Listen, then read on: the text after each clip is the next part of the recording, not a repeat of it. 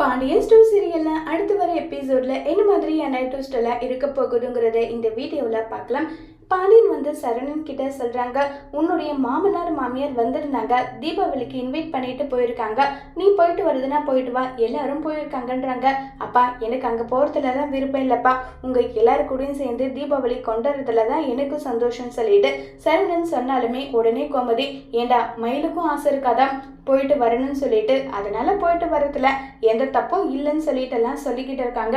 உடனே மயிலு, அம்மா தான் அங்க வரவே கூடாது, அவங்க தான் பணத்துக்கு இவ்வளோ கஷ்டப்படுறான் அவ்வளோ கஷ்டப்படுறேன்னு சொல்றாங்களே, இப்படிப்பட்ட நேரத்துல அத்தையும் மாமாவும் வேற போக சொல்றாங்க. இல்ல நம்ம அங்க போகக்கூடாதுன்னு சொல்லிட்டு முடிவு பண்றாங்க. இப்ப என்ன ஆச்சு, எதுக்காக நீங்க தயங்கிட்டே நின்றுட்டு இருக்கீங்கன்னு சொல்லி கேட்டாலும் அதெல்லாம் ஒன்றும் இல்லைன்னு சொல்லிட்டு அமைதியாவே ரொம்ப வருத்தமாவே நின்றுட்டு இருக்காங்க. மயிலும் என்னாச்சுன்னு சொல்லி கேட்டுட்டு இருக்காங்க. அதெல்லாம் ஒன்றும் இல்லாட்டுன்னு சொல்லிட்டு இருந்து கிளம்பி போயிடுறாங்க. அடுத்த ட்ராக்கா பாத்தீங்கன்னா இப்போ ரொம்பவே ஃபீல் பண்ணிட்டு சரவணன் இருக்காங்க.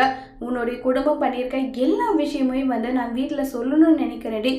இந்த தீபாவளி முடியட்டும், அடுத்த நிமிஷமே நான் இந்த விஷயத்த ஒட்டு மொத்தமா வீட்டில் இருக்கவங்களுக்கு சொல்லலை, என் பேரு சரவணன் கிடையாதுன்னு சொல்லி சரவணன் முடிவு எடுக்கிறாங்க. அதோட அந்த பிரமாவை முடிச்சிருக்காங்க.